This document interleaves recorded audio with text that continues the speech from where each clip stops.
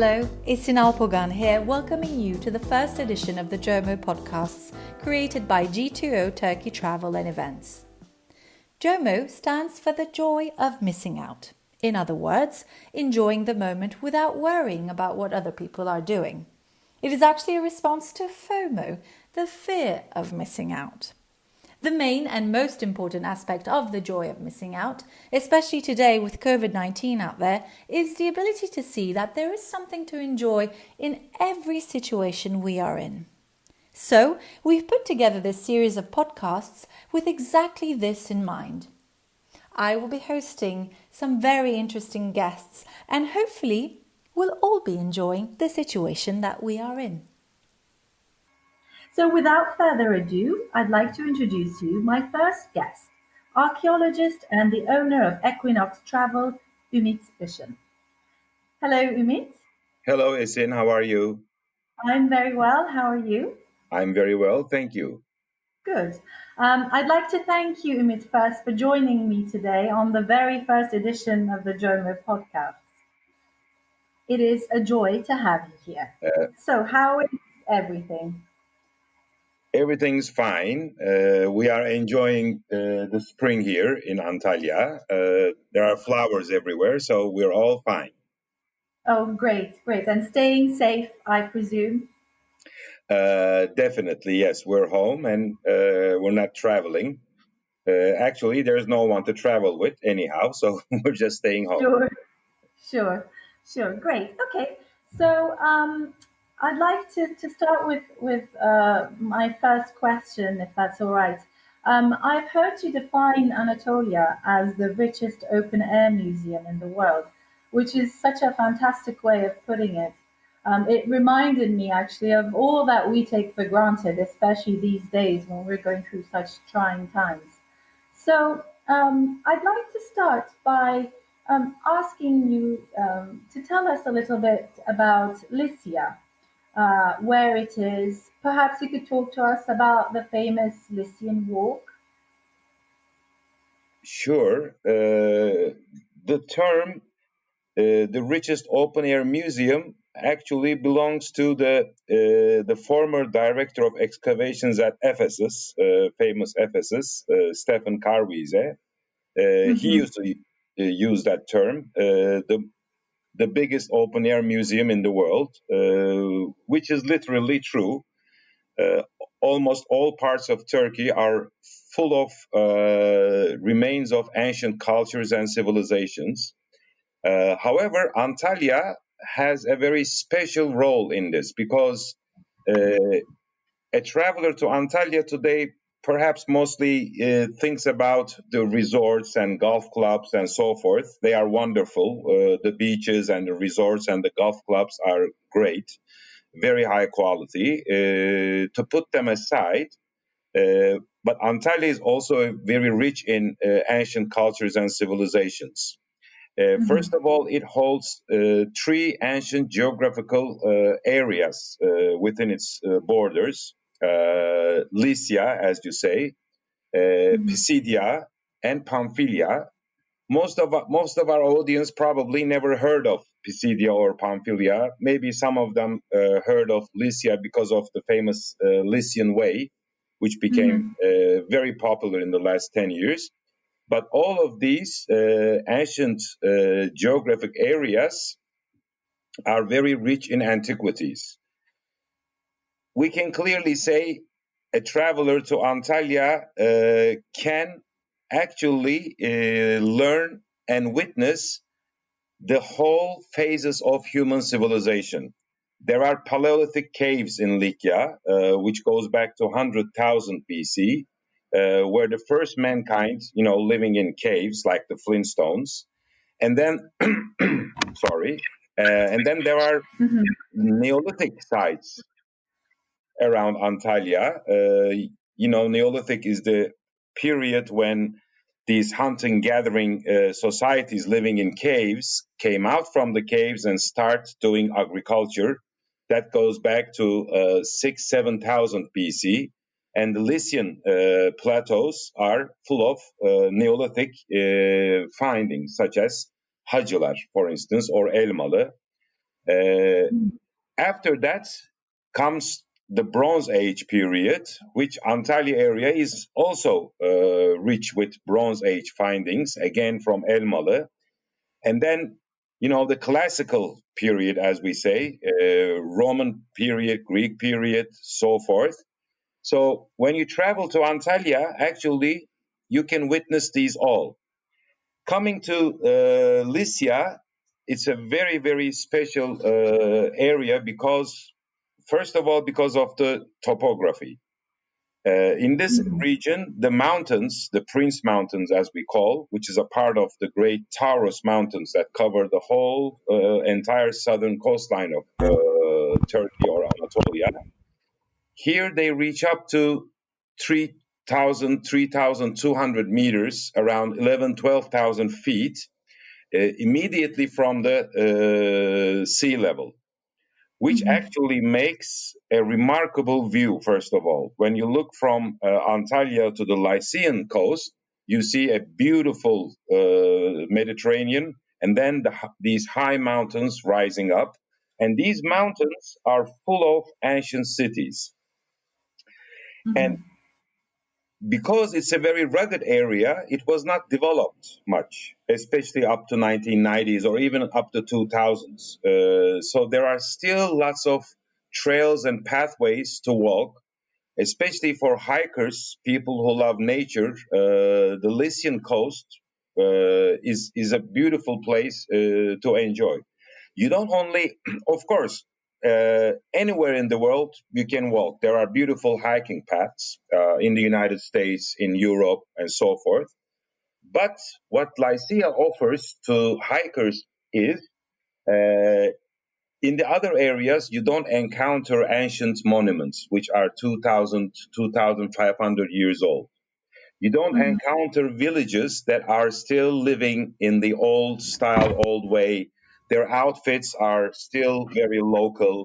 So as you walk through these trails, you encounter these Lycian rock cut tombs, Lycian cities, villagers, shepherds, nomads, so forth. So this is a journey to archaeology and culture. And it's not only that. The Taurus Mountains, the Lycian Mountains, also holds the only remaining cedar forests in the world, which are known famously as the Cedars of Lebanon, which unfortunately almost none left at Lebanon. Turkey, and especially the Lycian coast, now holds the biggest cedar populations in the world. And these trees grow over 4,000 feet or 1,200 meters above the sea level and makes beautiful scenery. It's wonderful. I also read that Herodotus noted that they had customs that resembled no one else's, that they used their mother's name instead of their father's, Yes, which Herodotus mentions them as a matriarchal society. And in fact, in the Lycian League that you just mentioned, which actually also inspired the Constitution of the United States.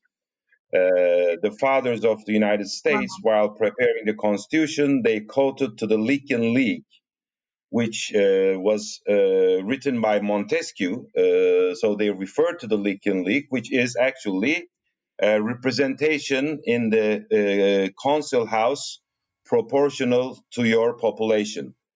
So actually, that's a very important fact about this area. Also, as you said, in Lycia, in this Lycian League, every year they were appointing a Lyciarch, which was the ruler, and women were also appointed as Lyciarch.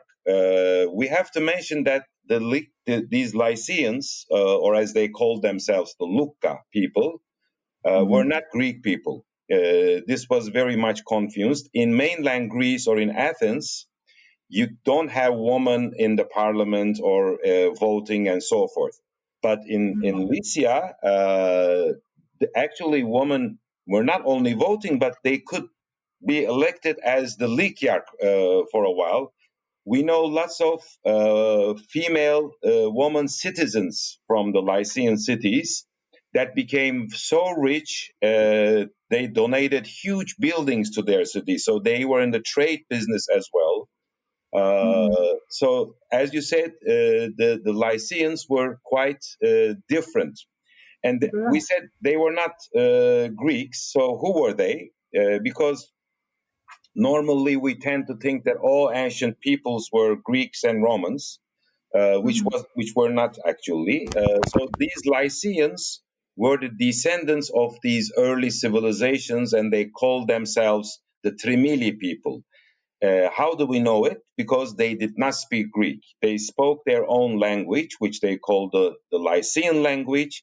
And that was, this is not a language related to ancient Greek, but related to an old Anatolian language, which we know as the Luwian language.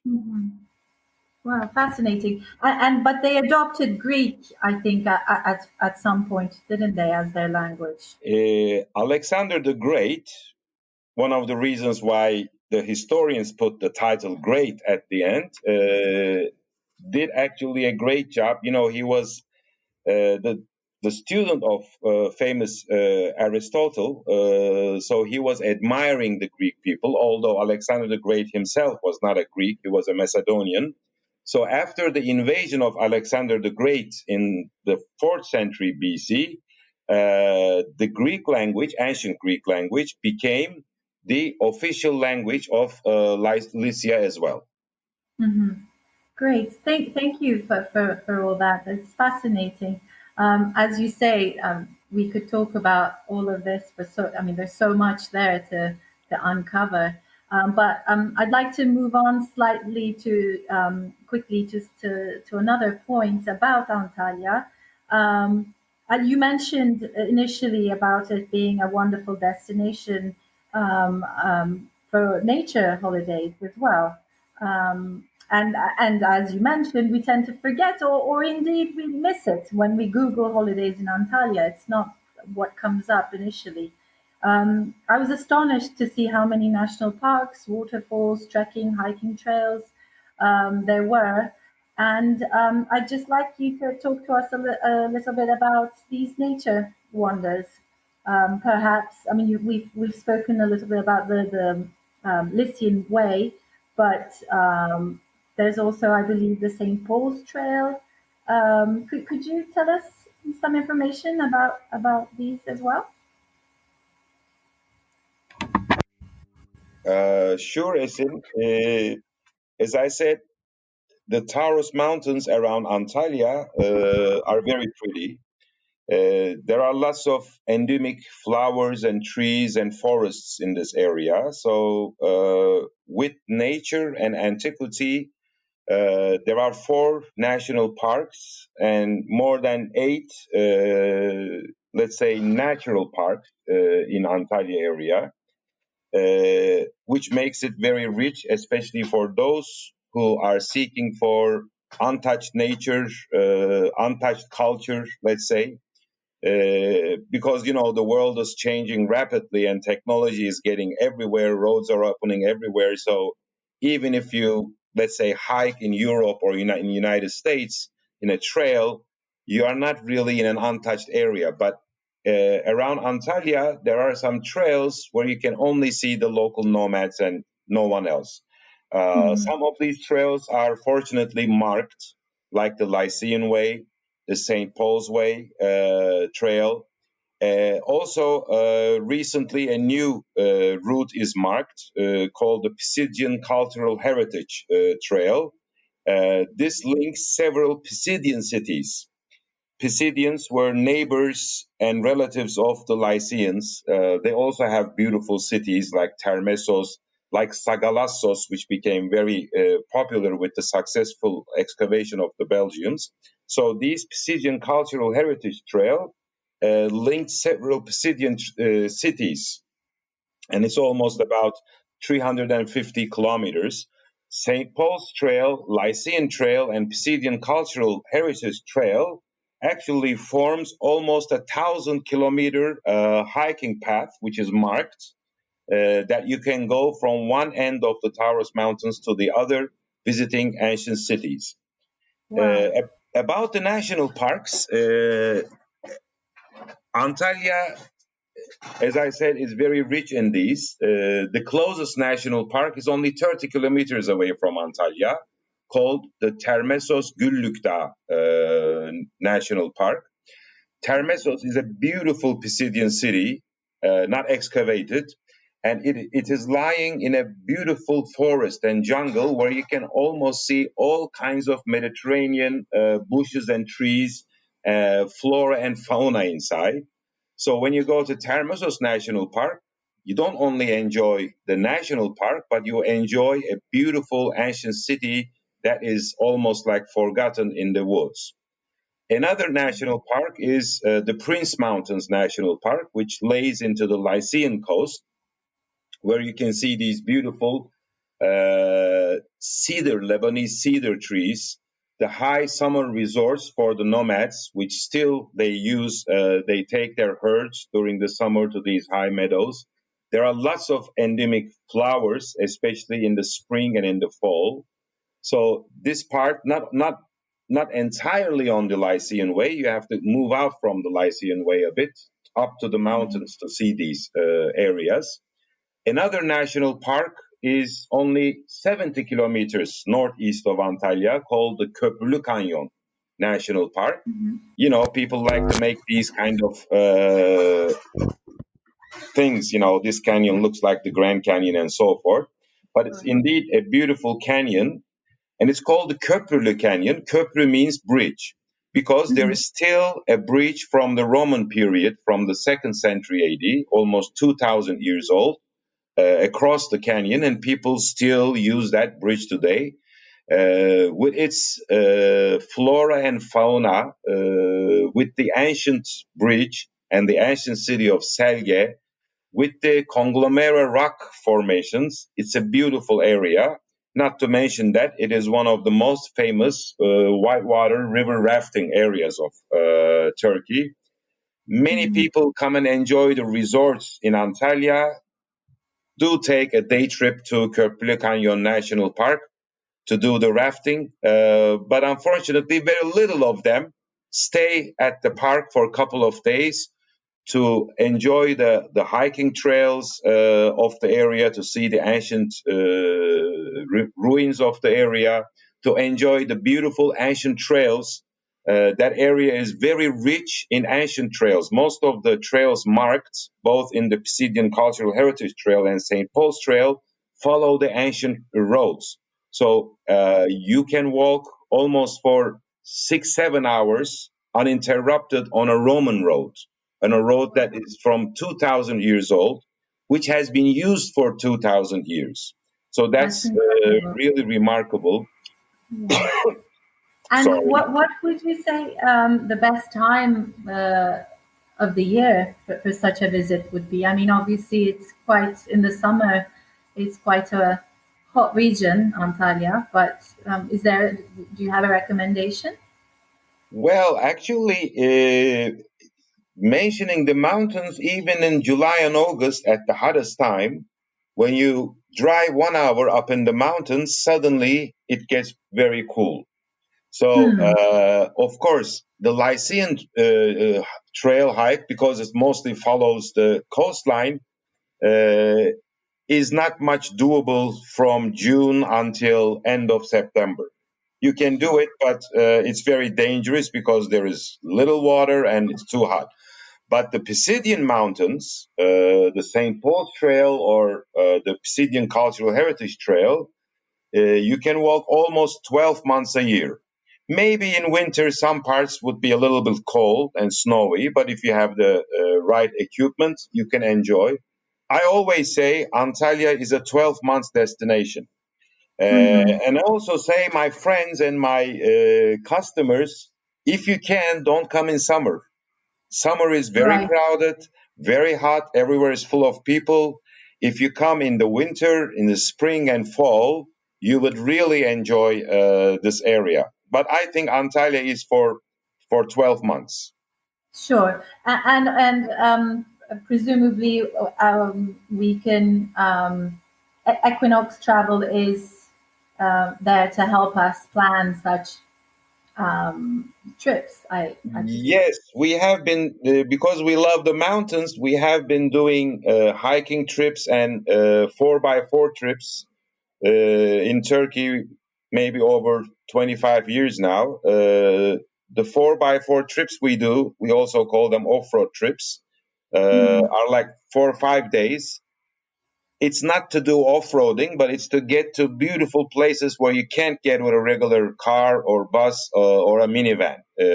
So you have to use a 4x4 vehicle to get to those mountains and to walk in the trails.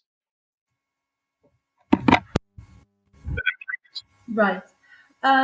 You mentioned you mentioned mountains, and I can't help but think of Olympus, the mythical home of the gods in Greek mythology.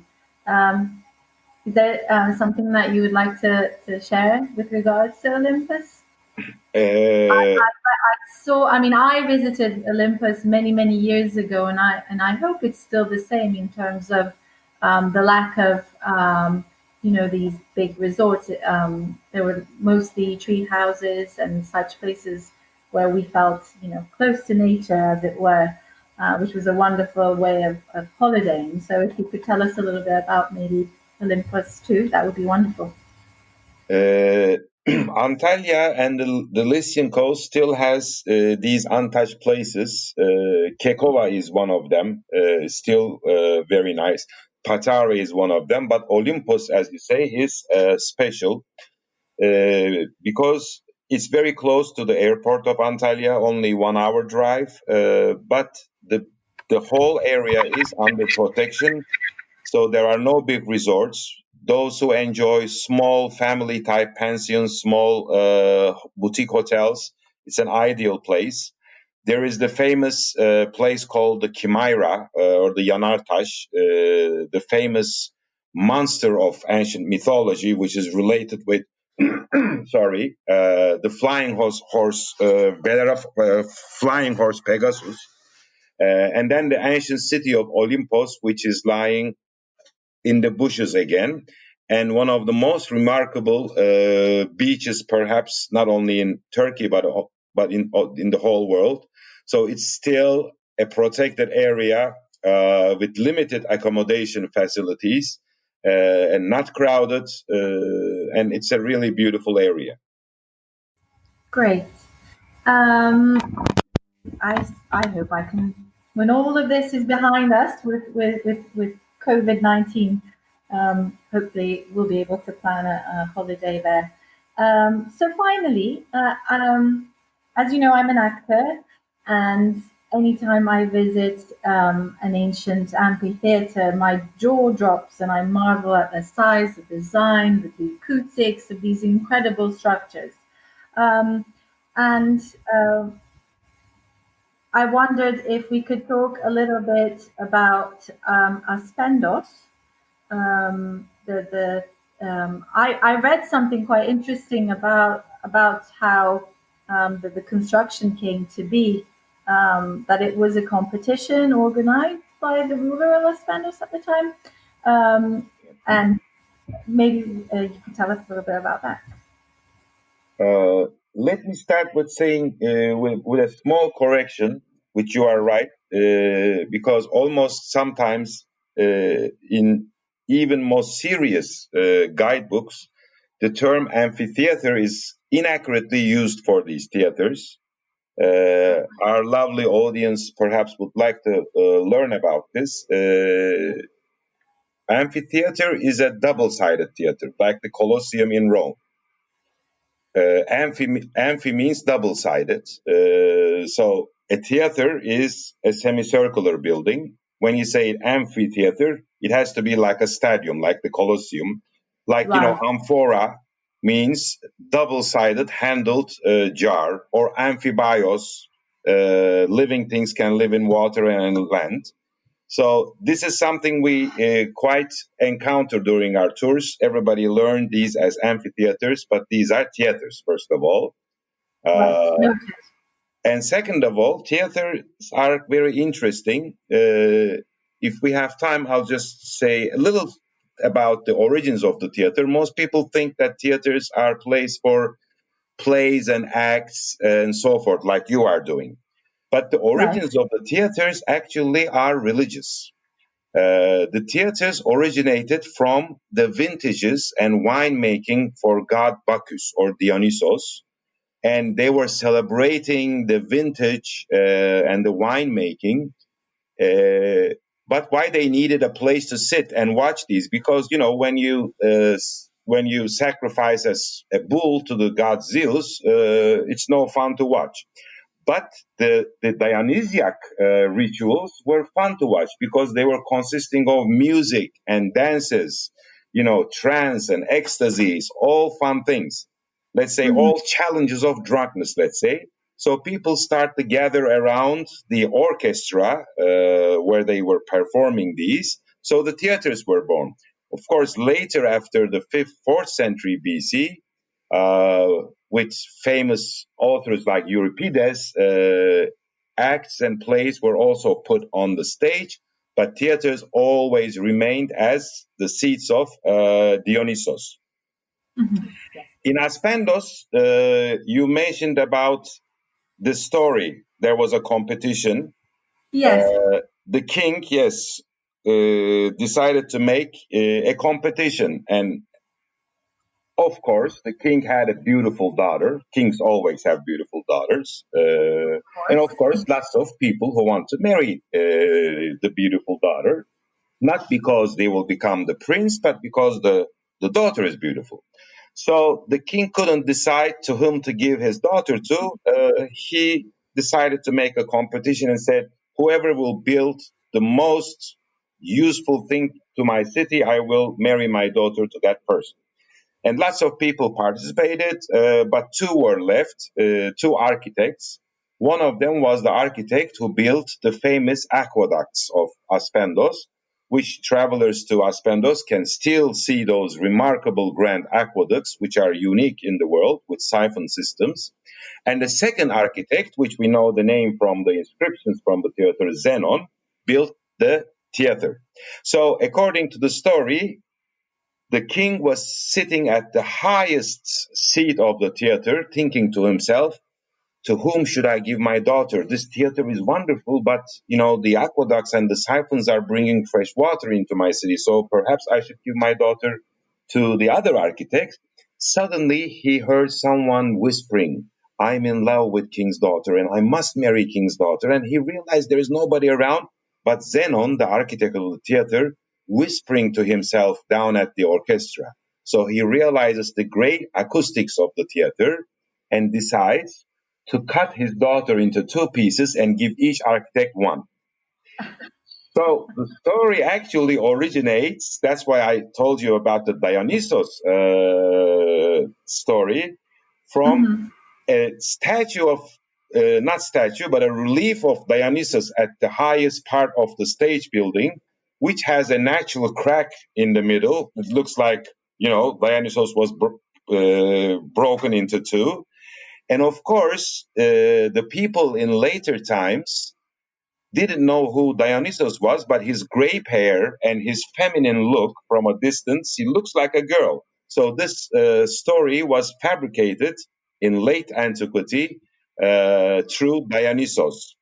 I see. One more thing about Aspendos, travelers to Antalya, if they go to Antalya, to Aspendos, they will see the the ideal example and the best preserved theater from the Roman imperial period. They cannot see it in Italy, they cannot see it in Rome, but they can see it in Aspendos because it was the best designed theater of the Roman imperial world. And because a restoration work that took place about 1,000 years later by the Seljuk Turks, which they restored the whole building and used it as a caravanserai, the theater preserved almost intact up to date. Wonderful. And there are still music festivals, opera festivals that are taking place there. Yes, yes, they are wonderful to watch. Sorry, every year in June, July, there are these wonderful festivals where you can watch and hear these without microphones and loudspeakers. Yeah, incredible, wonderful. Well, thank you so much, Ümit, for taking the time and joining me today. It was wonderful chatting to you, and hope to chat to you again sometime soon. Thank you, Esin. It was my pleasure. I enjoyed it very much. And thank you too. Have a nice and safe day. You too. Thank you very much. Bye bye. Bye-bye. Bye-bye. And thank you, dear listeners, for joining me today. See you next time. Goodbye and stay safe.